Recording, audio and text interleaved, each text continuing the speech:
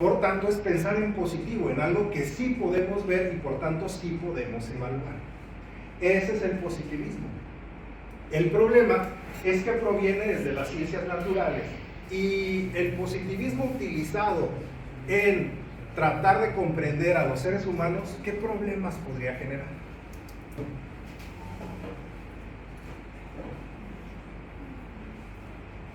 Que no da posibilidad a visualizar otras formas, ¿no? Es muy cerrado. Es correcto, no da para analizar tantas conductas que tenemos los seres humanos. Imagínense aquí, estas 15 personas, estas 20 personas, cada quien tiene un comportamiento específico. ¿Podría, desde el paradigma positivista, analizar la conducta de todos de la misma manera? Pues no. Por eso surge el paradigma hermenéutico, interpretativo, simbólico, fenomenológico, cualitativo, histórico y hermenéutico. ¿Qué quiere decir? Interpretar las conductas humanas para saber sus causas y para conocer sus efectos.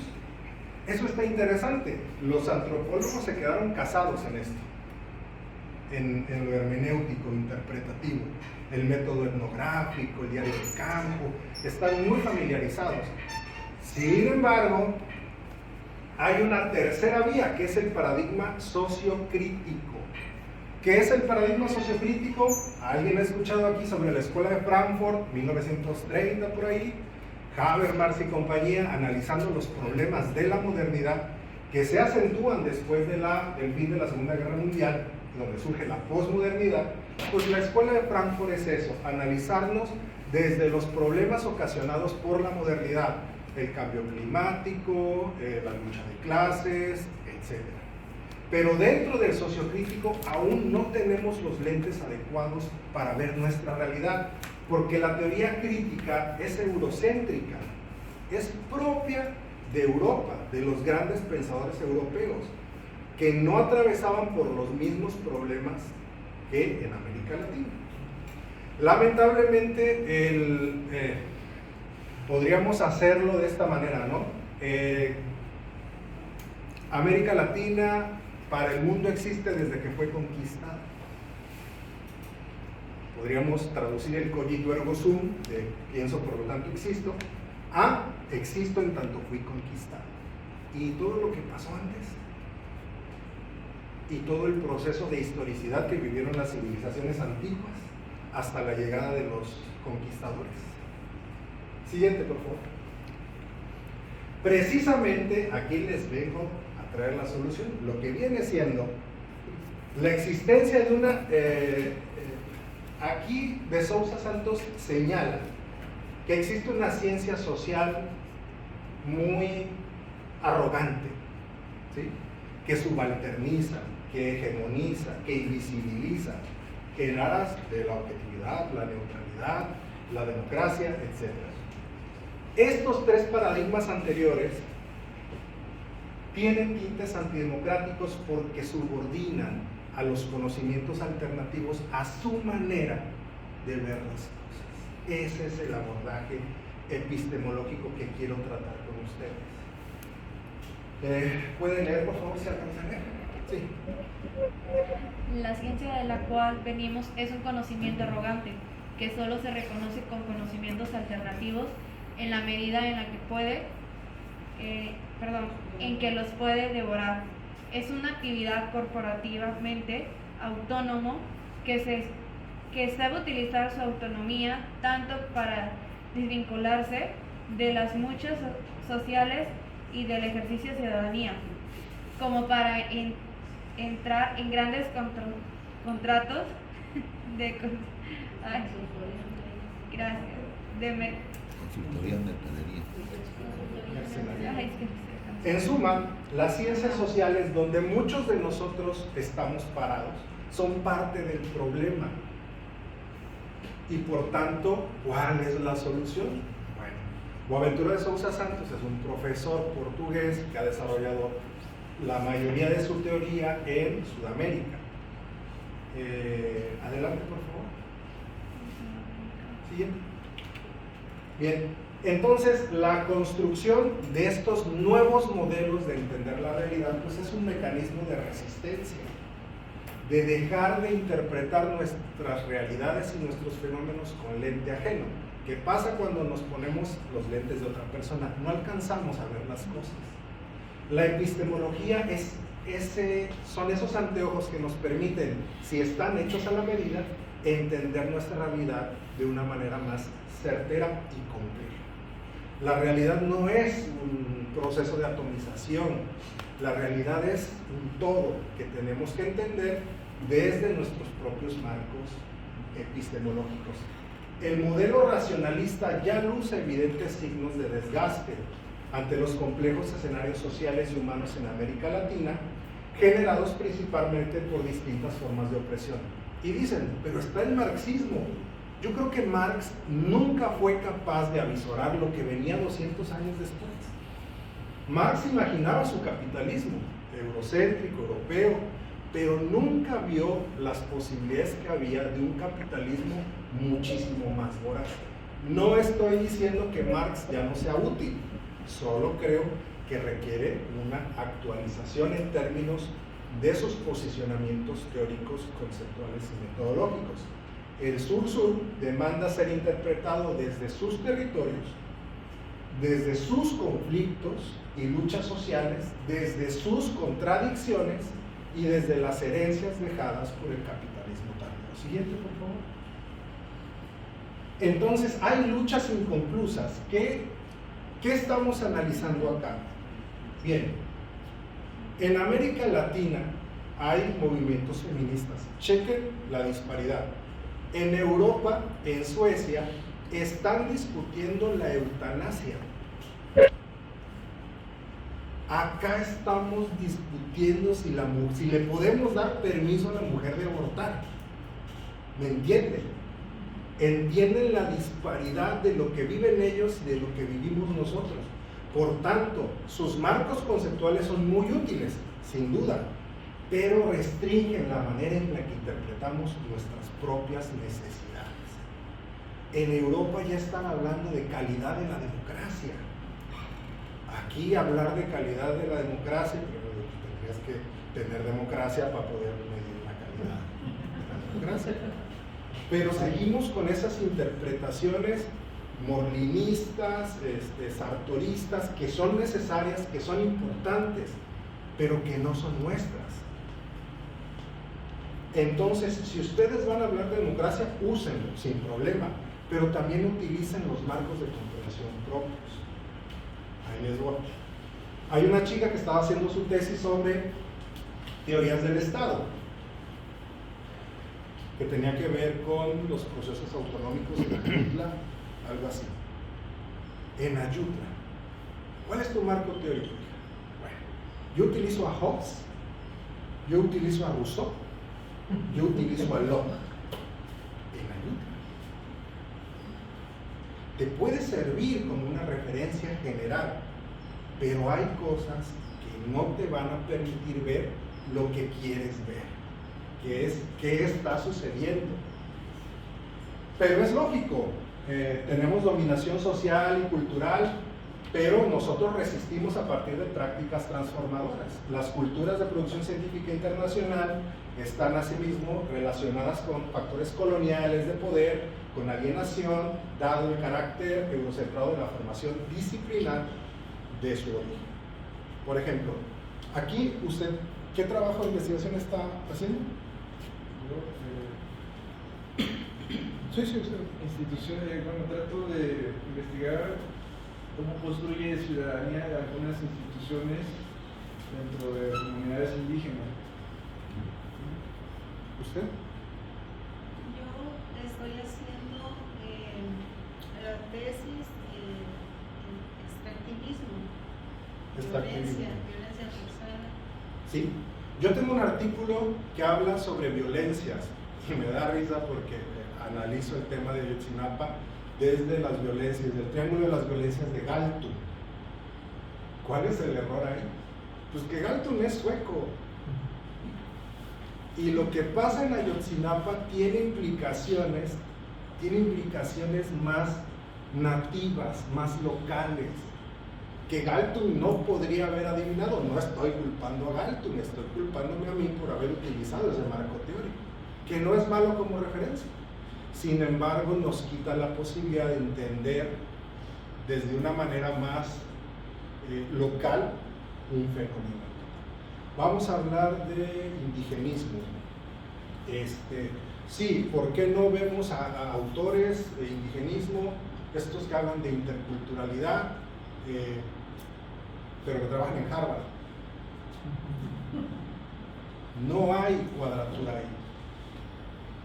Y lo que dice la epistemología de esta epistemología alternativa es: no estamos diciendo que nosotros seamos un camino, sino que cada quien tiene que construir desde su comprensión su propio conocimiento.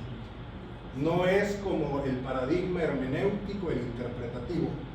Cada quien tiene que buscar las interpretaciones de sus fenómenos desde elementos nativos, vernáculos, propios. Siguiente, por favor. Entonces, viene lo que es las epistemologías del sur, del profesor Boaventura de Sousa Santos. Tuve el honor de ser discípulo del profesor Boaventura de Sousa Santos, que en realidad, fíjense que nada más nos dio una conferencia y no lo volvimos a ver. Pero pues ahí estuve, ¿no? Entonces me dio clases, yo no sé, fue mi maestro. Entonces el profesor Boaventura parte de tres premisas base. La primera: la comprensión del mundo es mucho más amplia que la comprensión occidental del mundo. Que la diversidad del mundo es infinita, porque nosotros estamos hablando de América Latina, pero también existe África, también existe el sur de Asia, que también ha sido invisibilizada por los grandes centros del conocimiento. Y por tanto, como la diversidad del mundo es infinita, no puede ser monopolizada por una sola teoría. ¿Sí? Adelante, por favor. Entonces, vivimos un tiempo de preguntas fuertes y respuestas débiles, lo que genera grandes contradicciones. ¿El cambio climático es indispensable atacar el cambio climático? Sí. ¿Y quién lo está haciendo? Porque atacar el cambio climático implica que el capitalismo se dé un balazo en el pie. Atacar el cambio climático sería reducir la actividad empresarial, sería reducir los índices estos de contaminantes, de plásticos, que nos dijeron: se acabaron los popotes, ahí está la solución. Ya no vamos a dar bolsas en el súper, ahí está. Quienes contaminan más del 80%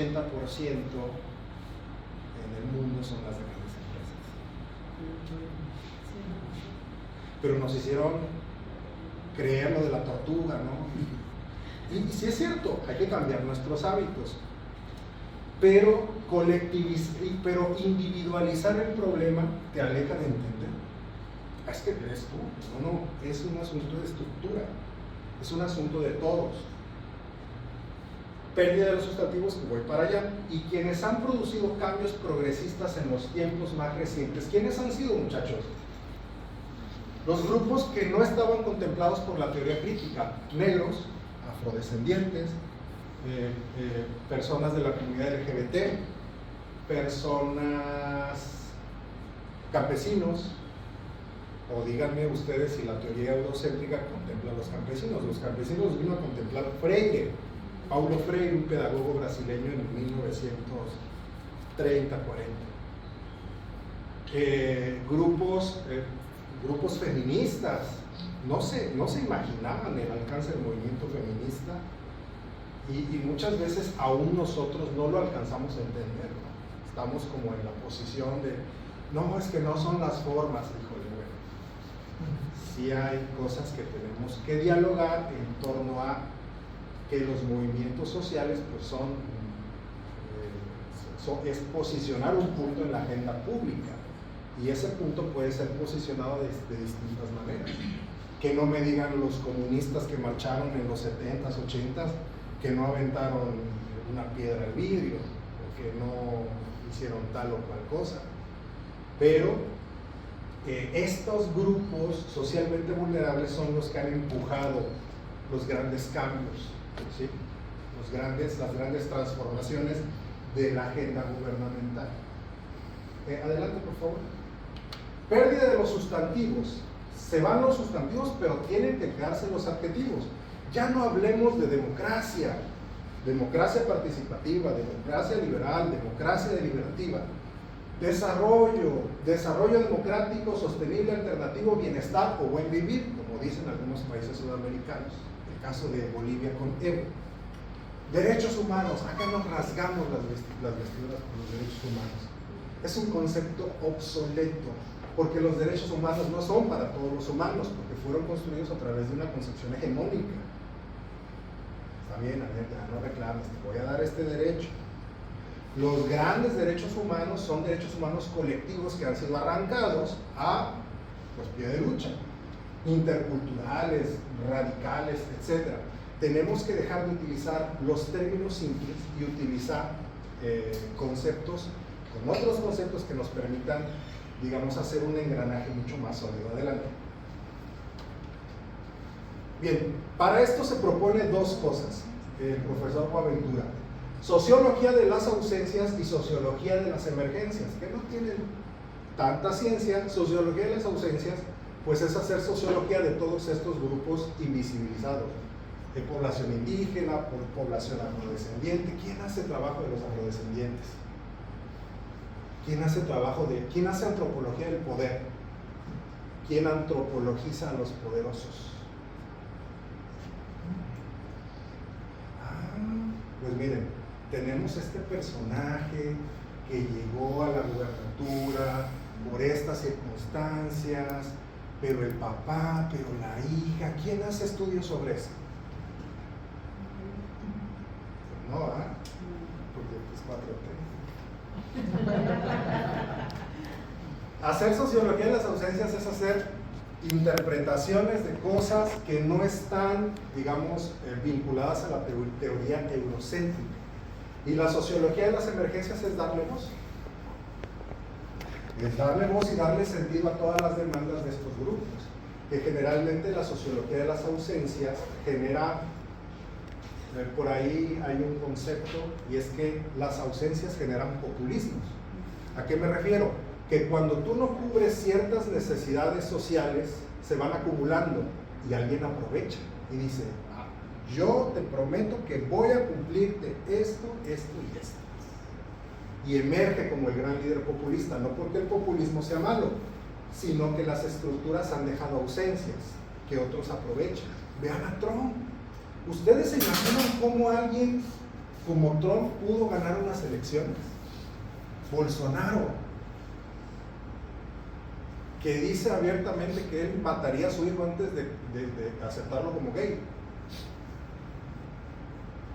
Y ahí andan los gays apoyando a Bolsonaro, los afrodescendientes apoyando a Bolsonaro, Neymar, siendo un jugador de orígenes humildes, apoyando a Bolsonaro. La sociología de las ausencias nos permite delimitar cuáles son las voces que no han sido suficientemente escuchadas por la perspectiva teórica. Siguiente, por favor. Bien. Hay entonces una propuesta que se llama diálogo de saberes. ¿A qué les suena el diálogo de saberes? Dígame usted, ¿a qué les suena el diálogo de saberes? El diálogo de saberes, pues es todo este conocimiento que no se cataloga como científico, pero que existe dentro de las comunidades originarias y que dan sentido y dan también forma a sus prácticas, algunas productivas, culturales, etc. Sí, bien, me parece bien. ¿Qué es el diálogo de saberes? Allá atrás.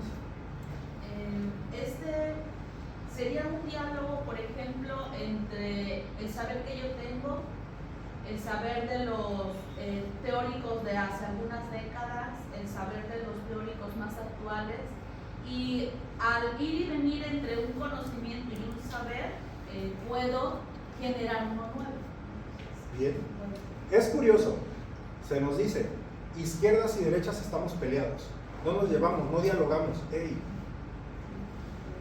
Decía Ortega y Gasset en los 30, ser de izquierda es como ser de derecha, una de las tantas formas que tiene el hombre de ser un imbécil. Ambas son formas de hemiplegia moral. Pero claro, quien dice eso de la izquierda es porque es más de derecha. Eso te diré. Entonces, Ortega y Gasset nos pone de cara a una perspectiva. Y es que hay algo que nos tiene que decir la derecha a los de la izquierda, y hay cosas que nos tenemos que decir los de la izquierda a la derecha. El diálogo de saberes, la ecología de saberes, es la articulación de esas comunicaciones en pos de la generación de conocimiento científico. ¿Qué hay de ti que me llama la atención? Porque debes tener una posición. ¿Cuál es tu posición? El problema es que estamos en un mundo tan atomizado que no nos oímos, no nos escuchamos. Ah, tú eres priista y yo soy morenista, no nos hablamos. Qué bueno, ya casi. Ya estamos en un proceso de simbiosis. Pero es que tú eres del PRD, no te hables con el del PAN. Y bueno, ¿ya vieron en qué terminó? No digo que eso sea la ecología de saberes, pero sí interpretar y analizar y estudiar las posiciones que no son nuestras posiciones. Eso es interesante. El diálogo de saberes permite trazar un marco para la superación de la dicotomía entre naturaleza y cultura. Solo se puede lograr con las prácticas locales dentro del ejercicio científico. Adelante. Yo he escuchado que se ha aplicado más en lo del medio ambiente, la agricultura, donde los especialistas hacen ese intercambio de conocimiento con los campesinos. ¿Sí? Es decir, las plantas, hay algunas, se puede decir, hierbas que nosotros desconocemos y el mismo científico, el investigador no las conoce y hacen ese intercambio. Sí. Y va más enfocado en la actualidad del último tiempo para contrarrestar lo que es el calentamiento global y toda la parte de las plagas y todo eso. Es lo que he escuchado yo. El problema es que invisibilizamos ese conocimiento. Sí. Porque yo soy el científico, ¿no? Sí. Porque el científico llega con una actitud extractivista, quiere el dato. Sí. Solo quiere el dato, solo me interesa tu dato. No me interesa quién eres, ni cómo te llamas, ni qué comes, ni cómo vives. Me interesa el dato. Entonces, la ciencia hegemónica nos hace extractivistas y no nos permite la posibilidad de decir, bueno, yo estudié ciencia, pero tú tienes todo el conocimiento empírico. Hagamos match. Yo te ayudo a sistematizar y vamos los dos, ¿no? Porque al final, en la tesis, tu nombre es el que aparece ahí. Sí, Porque es tu conocimiento y es el conocimiento científico, válido, objetivo y verificable. Lo de ellos fue pues algún dato, pero también aplicamos el extractivismo dentro de las lógicas de la investigación social, y eso no lo tenemos que hacer, principalmente aquellos que trabajan con poblaciones en situación de vulnerabilidad, los camaradas indígenas, afrodescendientes, etc. Entonces, campesinos. Ese es el diálogo de saberes, y interpretar lo que tú me dices para generar conocimiento. Y se supone que nosotros, como futuros doctores, sabemos generar conocimiento, pero el conocimiento también lo tienen ellos, y es perfectamente válido para las intenciones de la investigación. Adelante, por favor. Entonces, viene una alternativa más eurocéntrica, como para que no me digan, no, está muy izquierdoso, muy latinoamericano. No. También tenemos pensamiento complejo. ¿De quién es el pensamiento complejo? O por lo menos, ¿quién es uno de sus pioneros? Es un señor. Edgar Morin. Edgar Morin, o Morán para los francoparlantes. El método científico clásico fue concebido en sus orígenes a partir de conocimiento racional. Lo que hacemos es generar la atomización del conocimiento. Separar para poder analizar y resolver. ¿Qué tan bueno es esto? Yo creo que tiene sus asegúnes. Atomizar el conocimiento nos deja ciegos de un lado del problema. Y entonces vean los programas de estudio que actualmente existen. Maestría en liderazgo de instituciones educativas con el enfoque por competencias. Y lo demás, porque hay otros enfoques, me imagino. Maestría en solución de los problemas de personas con características que usan lentes. O sea, estamos tan atomizados en términos de conocimiento que no vemos las otras perspectivas, ¿sí? Por eso aplaudo que haya un doctorado en estudios políticos y sociales, porque la ciencia política en ocasiones puede ser perversa, en términos de que se sustenta desde la idea de que no existe la moral, desde Maquiavelo. Los políticos perversos. Así todos. Desde que nace Maquiavelo, desde que surge el Príncipe, la ciencia política se separa de la moral. Y entonces la ciencia política se vuelve la ciencia de lo que es. Y le quita el componente de lo que debería ser. Y entonces allá andamos legitimando costachiquenses que dicen, la política es así. No, ok, la política es así. ¿Y cómo debería ser? Siempre ha sido así. ¿Y cómo debería ser? Por eso es importante el posicionamiento filosófico, epistemológico. ¿Cómo debería ser lo que estamos analizando? Es lo que es, porque los sociólogos también tienen esa bronca, ¿no? Los sociólogos muchas veces son como la cinta métrica de las ciencias sociales. Vamos a medir acá, vamos a medir allá, pero se quedan cortos a la hora de definir. ¿Y luego? ¿Qué hacemos? Por eso es importante estudios políticos y estudios sociales. Y dentro de esa gama, cultura, educación, política, antropología, hay muchísimas cosas que analizar. Bien, adelante por favor. El método científico clásico toma lo que dice Descartes o Descartes para los francoparlantes. En el proceso, en tantas parcelas como sea posible que se requieran para resolverlas mejor. Lo que decían los romanos, ¿no? Divide et impera, divide, vencerás. El método, por tanto, consiste en enfatizar el análisis y la separación de lo que viene junto, la reducción del conjunto y simplificamos lo que es complejo. ¿Sí? Por eso hay tantas tesis de la fiesta de la elaboración de tal posada en tal colonia. Estás analizando un problema general desde mucha particularidad. Tenemos que abrir nuestro panorama. Adelante, por favor. ¿Cómo? Bueno, a través de 3 principios. Vamos a terminar. Principio dialógico.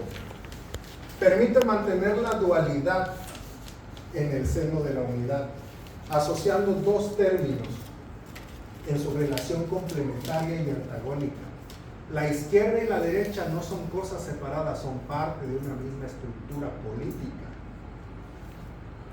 Dice el poeta guatemalteco Ricardo Arjona, las nubes grises también forman parte del paisaje, lo negro dentro de lo blanco. No es lo blanco y lo negro, es una estructura que se complementa, que vive así y que no podemos separar para poder estudiar, ¿sí? Se nutren entre sí, se complementan, pero también se oponen y compiten, ¿sí?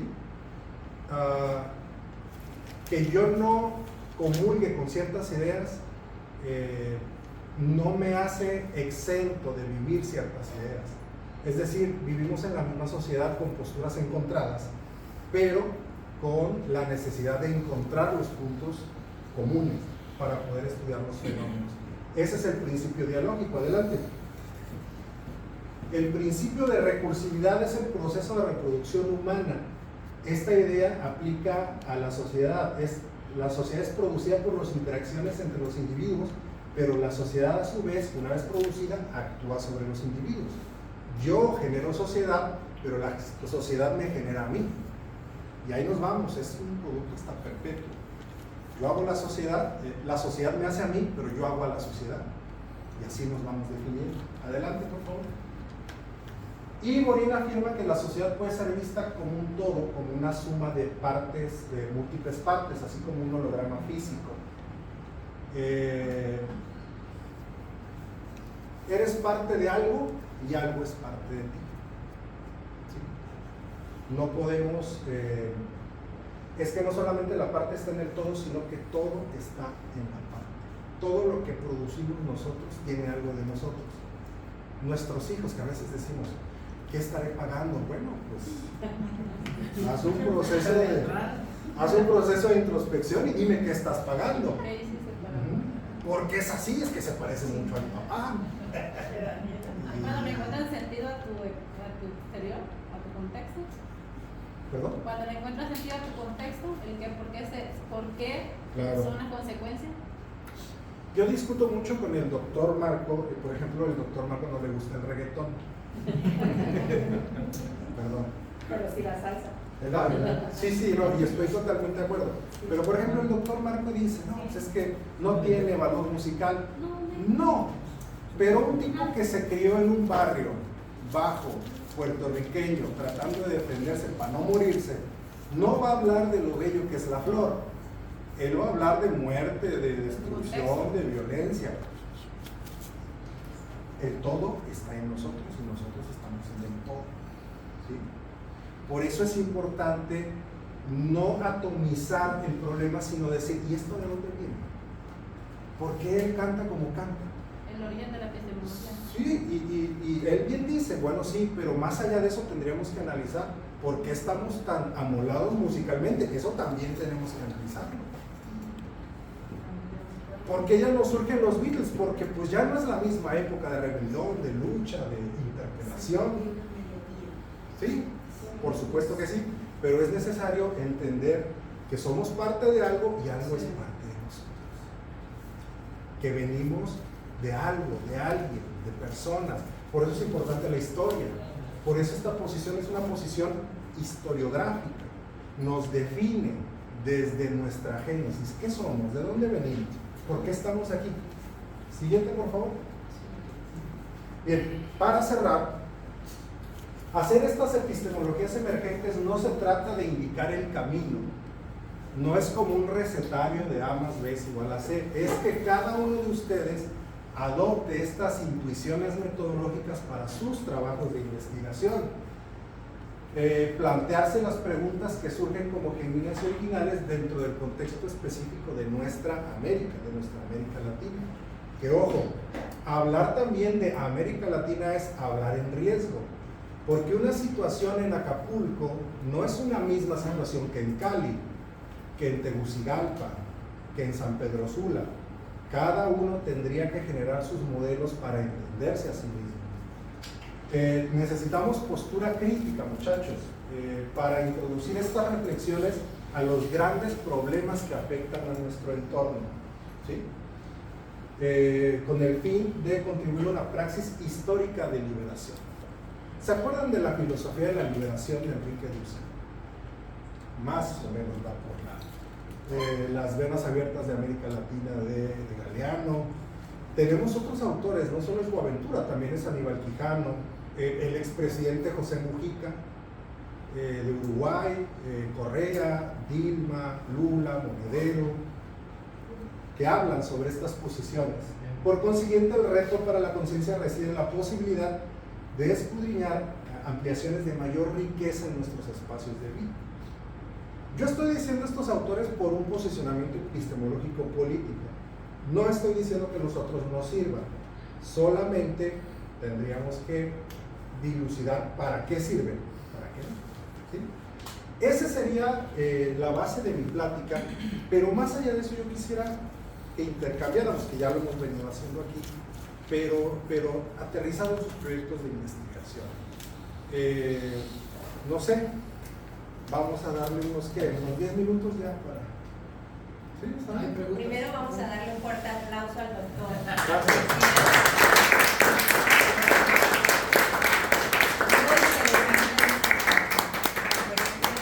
Y ahora sí vamos a abrir el espacio para hacer 3 participaciones, como comentaban. Compañeros que quieran participar o quien guste participar. Por favor. Iniciamos con el compañero César Felipe. César. Francis. Muy buenas tardes. Reitero mi felicitación de doctor, excelente conferencia, muchas gracias. Yo soy estudiante de la maestría en Derecho Social y profesor de la preparatoria número 48. Sí, comento muy claramente. De hecho, estábamos viendo con una doctora que las escuelas de derecho de hoy en Alemania, Francia y Escuela de Derecho Mexicana apenas las abrió Enrique Díaz Aranda, que dice Gustavo Saedos que de acuerdo a la geografía arma la política pública. Y me causa mucha impresión sobre las cuestiones ahora que vienen siendo los impactos en el conocimiento. ¿Por qué lo menciono? Porque ahorita se ha manejado mucho el derecho social, bueno, desde la cuestión jurídica, pero cómo aplicarla ahora, no solamente decir, lo desca y lo agarro, lo aplico y órale, Sí. y a garantía, pero realmente, ¿cómo vas a garantizar si ni siquiera conoces el derecho? ¿Y cómo lo vas a aplicar en una comunidad marginada? Un ejemplo claro, 2007, ¿qué pasó en la comuna de Paso Salinas? Fallecía gente porque no tenía, estaba establecido que había solamente la clínica de salud, pero no había médicos. Claro. O sea, se garantizaba, sí, en el mapa, pero realmente se garantizaba epistémicamente hablando.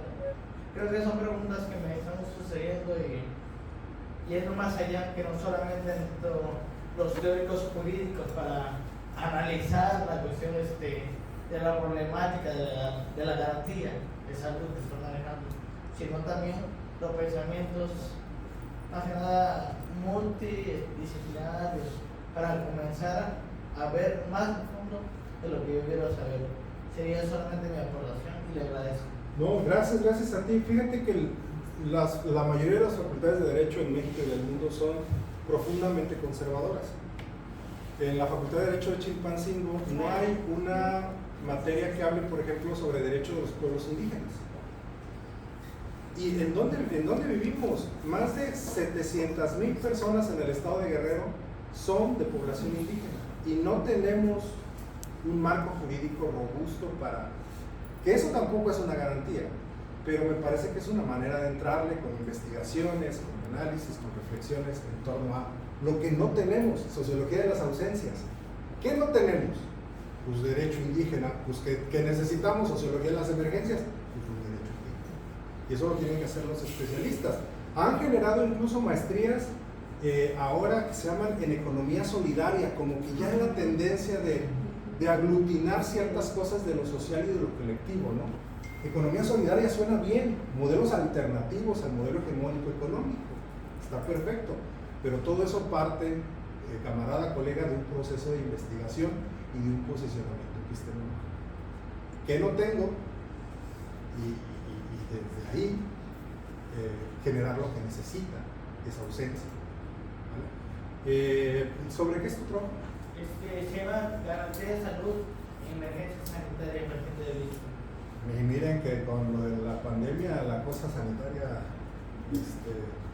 nos pegó duro, ¿ah? Y utiliza lo que es Río Ferragoli. Sí, Ferragoli, sí, lista. Bien, ¿alguien más? Continuamos con la Yo, bueno. Ok. Bien, tengo dos preguntas. Nos hablaba sobre la validez de las investigaciones científicas en las áreas, por ejemplo, biológicas, basadas en el conocimiento, en el método científico. En ciencias sociales, ¿cuál puede ser la medida o el estándar que se utilizaría para validar que las investigaciones hechas desde las ciencias sociales se puedan considerar como científicamente válidas? Porque al estar planeando mi proyecto y demás, digo, bueno, esto me lleva a la siguiente pregunta que tengo. ¿A quiénes incluimos en el marco teórico? En mi caso pretendo hacer investigación sobre la política educativa en nuestro estado, específicamente con el perfil de egreso de las escuelas normales. Entonces, ¿a quién incluimos en el marco teórico que me permita tener fundamentos regionales? Porque a veces si no incluimos en a autores conocidos, a personajes con renombre, puede considerarse no válido. Entonces, ¿hasta dónde podemos incluir estos autores locales? La ecología de saberes es muy similar a una cosa que se llama teoría fundada, que es, ahí vamos a caer en metodología. ¿Qué es la teoría fundada?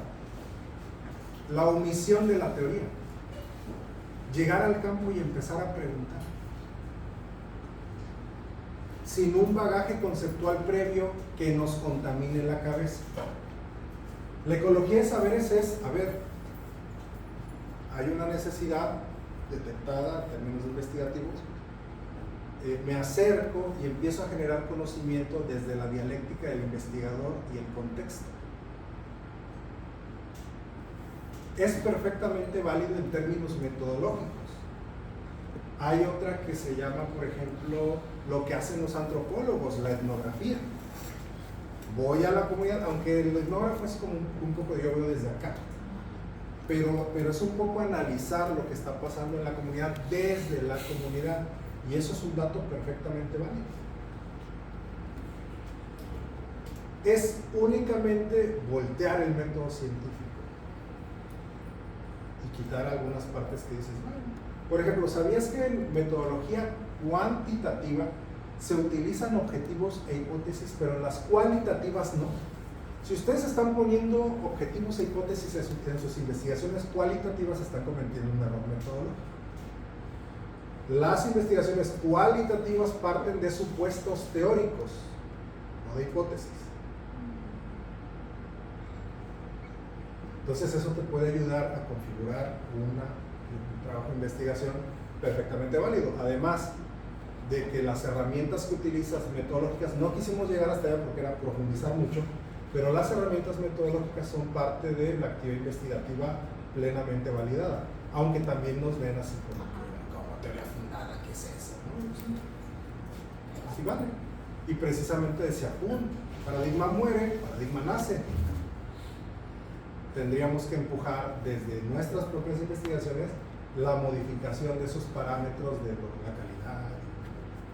Que bueno, también CONACYT nos mete en este juego de sí, somos muy liberales, críticos, pero necesitas tantas publicaciones, en tales revistas indexadas, tantos libros. Por un lado nos dice sé libre, pero por otro, ya cuando nos enseñan el cheque del SNI, ya es así como si lo quieres, tienes que ceñirte a estas reglas. Juego perverso. Es un juego perverso. De los sistemas neoliberales, ¿no? Muy, digamos, ampliamente difundido en las universidades en la que tú me dices. Pero bueno, ¿te sirve? Sí, gracias. Listo. Gracias, doctor. Buenas tardes a todos. Mi tema de investigación es la educación virtual en Aguagro, el COVID-19 2020-2022, estrategias y consecuencias. A mí me gustaría saber en el cual, desde qué metodología o qué teoría yo puedo utilizar para investigar acerca de la inteligencia múltiple. En pandemia, se puede decir que las tecnologías o otros métodos se vio rebasado en cuanto a la población de alumnos, a veces a los métodos de docentes en cuanto a la tecnología.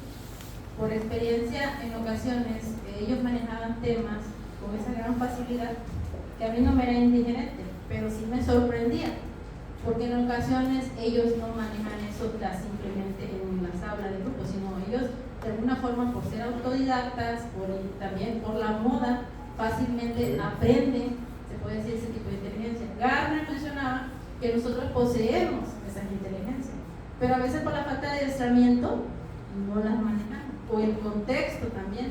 Entonces, aquí a través de a mí me gustaría saber que esos casos, ¿qué sucedió? Porque después de esta pandemia, lo que aprendieron nunca se les va a olvidar. Al contrario, ahorita los jóvenes quieren saber más y más y es cuanto a tecnologías. Ahora, para entender ese fenómeno, a mí quería saber desde qué teoría lo puedo abordar. Porque si usted puede saber, el sistema educativo o el modelo educativo se vio colapsado de alguna manera, que no estaba adaptado al tiempo de pandemia que nosotros padecimos, o a lo mejor no estábamos preparados de alguna manera, y se tiene que modificar, adaptarle otros mecanismos del cual a nosotros nos permita, porque esto que pasó, ¿quién nos asegura que de aquí a un futuro va a volver a pasar? Y lo que nos sirvió ahorita, y en un futuro nos va a volver a servir. Entonces, a mí me gustaría saber qué me puede recomendar. Híjole, bueno, la tiene complicada tu asesor o tu asesora de tesis porque es un tema también muy psicológico, ¿no? Howard Gardner es un psicólogo de la Universidad de Harvard que dice que la inteligencia lingüística, matemáticas, kinesiológica, visual espacial, Sí, etcétera. todas. Emocional. Pero si la teoría ya la tienes, ¿por qué no creas tu propia taxonomía de inteligencias generadas por el proceso de pandemia? Quizá? Me parece que el mundo de la neuroeducación tiene un problema y ahí quiero que estés muy avispa. La neuroeducación culpa a la biología sobre los problemas de aprendizaje del niño y exculpa a las partes de la estructura social. ¿Sí? Básicamente, si no aprendes es tu culpa, es tu rollo biológico. No. Entonces podías complementar perfectamente tu teoría de las inteligencias múltiples. Por ejemplo, la teoría de Paulo Freire de la